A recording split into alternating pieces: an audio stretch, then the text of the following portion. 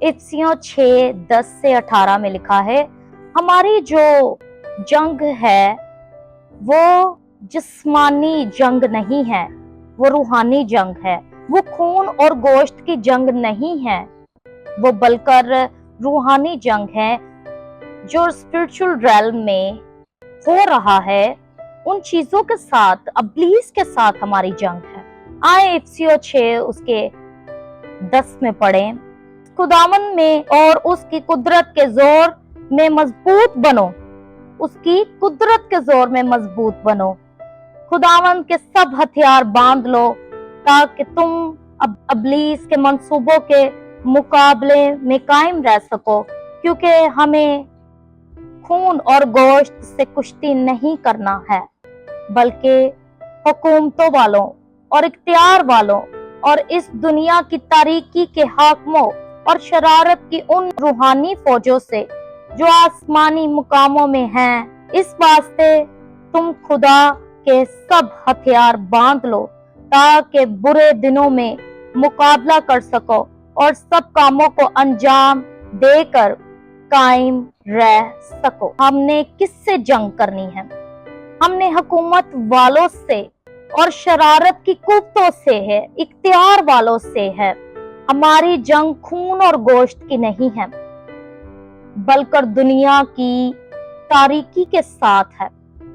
हमारी जंग इब्लीस की फौजों के साथ है, जो कि हर रोज आपके दुआओं के जवाब को रोक लेती है, आपकी ब्लेसिंग को रोक लेती है, आपको गिराने की कोशिश करती है कि आपने कौन कौन से हथियार बांध लेने हैं। आए हम देखते हैं कि खुदावंद हमें कौन से हथियार बांधने के लिए कहता है। बस सच्चाई से अपनी कमर कसकर, सच्चाई। जो आजकल जो लोग झूठ बोलते हैं, उन लोगों को लोग एक्सेप्ट कर लेते हैं और उन लोगों को जॉब्स भी मिल जाती हैं और उन लोगों को लोग अपने दोस्त भी बनाना पसंद करते हैं। लेकिन जो लोग सच बोलते हैं, सच पर चलते हैं, खरे होते हैं, सीधे होते हैं, प्योर होते हैं, उन लोगों को लोग रिजेक्ट करते हैं, बदतमीज कहते हैं और बहुत कुछ टाइटल्स, टैग्स उन लोगों पर लगाए जाते हैं। पहली बात, सच्चाई से अपनी कमर बांधनी है आपने, झूठ से नहीं। फिर उसके बाद रास्तबाजी का बख्तर लगाकर आपने खुदावंद के हजूर रास्तबाज रहना है। रास्तबाजी के साथ, वफादारी के साथ उसके साथ चलते रहना है। खयानत, उसके काम में खयानत नहीं करनी। फिर तीसरे नंबर पर, पाँव में सुलह की खुशखबरी की तैयारी के जूते पहनकर। हमारा जो बादशाह है वो सुलह का शहजादा है और आपने उसकी ही खुशखबरी को इस दुनिया में लेकर जाना है, फैलाना है। आपने सुलह के फर्जंद ही बनना है, आपने अपने बाप की तरह ही बनना है। उन सब के साथ ईमान की सिपर लगाकर कायम रहो, जिससे तुम उस शरीर के सब जलते हुए तीरों को बुझा सको। ईमान इब्लीस के जलते हुए तीरों को जलाकर भस्म कर देता है। अगर आप ईमान में बहुत मजबूत हैं तो आप हर एक जंग को जीत लेंगे, लेकिन अगर आपका ईमान कमजोर है तो आप पल पल, हर एक पल गिरेंगे, भटकेंगे, गुमराह होंगे, टूटेंगे, खुदावंद से दूर होंगे। इसीलिए दुआ किया करें कि खुदावंद मुझ में ईमान की मजबूती को रख दे, मुझ में मेरे ईमान को बढ़ा, मेरे ईमान को मजबूत कर। तो खुदावंद आपके ईमान को मजबूत करेगा। इसलिए खुदावंद पर कायम रहें, क्योंकि वो आपकी फाउंडेशन है। और उसके बाद और निजात का और रूह की तलवार, निजात, सल्वेशन भी होना जरूरी है। आपने गन, छुरी, इन चीजों, ये सारे हथियारों से मुकाबला नहीं करना इब्लीस का। ابلیس کا مقابلہ اس کے کلام سے ہوتا ہے خداوند کے، اور روح کی تلوار جو کہ خداوند کا کلام ہے، خداوند کا زندہ بخش کلام روح کی تلوار ہے جو ابلیس کی زبان کو کاٹ سکتی ہے، وہ زبان جو آپ کے خلاف چلتی ہے، وہ زبان جو آپ کو کہتی ہے کہ آپ کچھ نہیں کر سکتے، آپ نکمے ہیں، آپ نالائق ہیں، آپ یہ ہیں، آپ وہ ہیں، خداوند آپ سے محبت نہیں کرتا، آپ خوبصورت نہیں ہیں، آپ کمزور ہیں، آپ نہیں کر سکتے، بہت سی باتیں ابلیس آپ سے کہتا ہے، کیونکہ وہ جھوٹوں کا باپ ہے، جھوٹ بولتا ہے۔ آپ کے پاس یہ زندہ خدا کی تلوار ہے، اس تلوار سے آپ لڑا کریں ابلیس سے۔ یسوع نے بھی جب بیابان میں اس سے لڑائی کی، ابلیس سے اسے جواب دیا، تو خداوند نے کلام کے ذریعے سے اس سے جنگ کی، نہ کر اپنی باتیں بتائی سکھائی۔ ہمیشہ ابلیس کی زبان تب ہی بند ہو سکتی ہے جب آپ اس کو کلام میں سے جواب دیں گے، کلام کی ورسز کو تلوار بنا کر اس پر وار کریں گے تو وہ بول نہیں پائے گا۔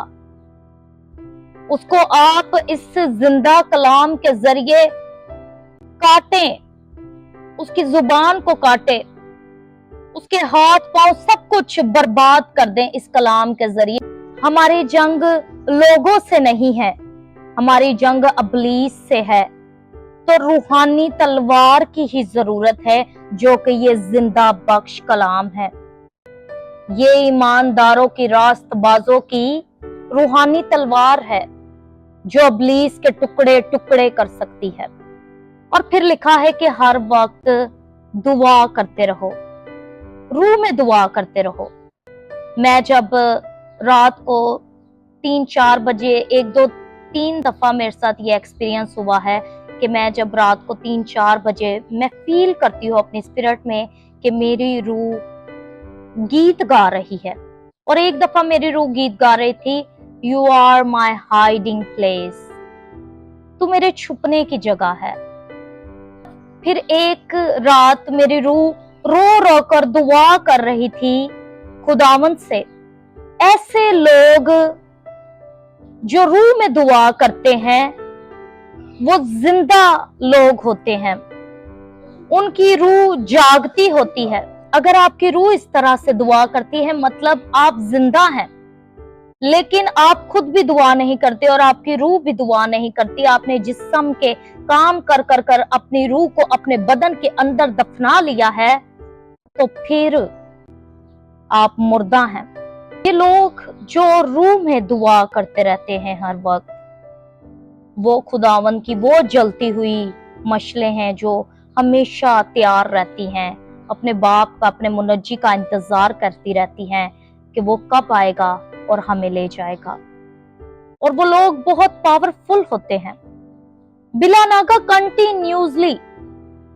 یہ نہیں کہ ایک دن آپ نے دعا کی اور دوسرے دن آپ نے دعا نہیں کی، آپ کو یہ جنگ ہر روز لڑنی پڑے گی ابلیس کے ساتھ۔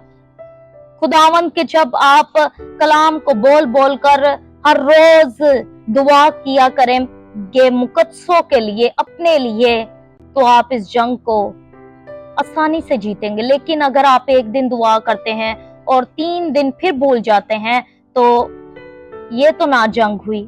اور جاگتے رہو، یہ نہیں کہ آپ نے اب پوری رات جاگتے رہنا ہے، موبائل فون لے کر لیٹے رہنا ہے اور پوری رات جاگتے رہنا ہے، نہیں، روح میں جاگتے رہو اور دعا کرتے رہو۔ اگر آپ کو اس کلام سے برکت ملی ہے تو آپ دوسروں کے ساتھ بھی شیئر کریں، اور ان کے ساتھ بھی شیئر کریں کہ ہمیں کس طرح سے تیار ہونا ہے۔ ہماری جنگ لوگوں سے نہیں ہے، ہماری جنگ اس ابلیس سے ہے جو لوگوں کو استعمال کرتا ہے، نہ کر ہماری جنگ خون اور گوشت سے ہے۔ کمنٹ کریں کہ آپ کو یہ ویڈیو کیسی لگی ہے، اور کمنٹ کر کر بتائیں کہ آپ کو برکت ملی ہے، اور دوسروں کے ساتھ بھی شیئر کریں تاکہ خداوند آپ کو برکت کا وسیلہ ان کے لیے بنا سکے۔ اور اس چینل کو سبسکرائب بھی کریں تاکہ جب کبھی ایک نیا زندہ کلام خداوند آپ کے لیے لے کر آئے تو آپ اس کلام کو سن سکیں. God bless you.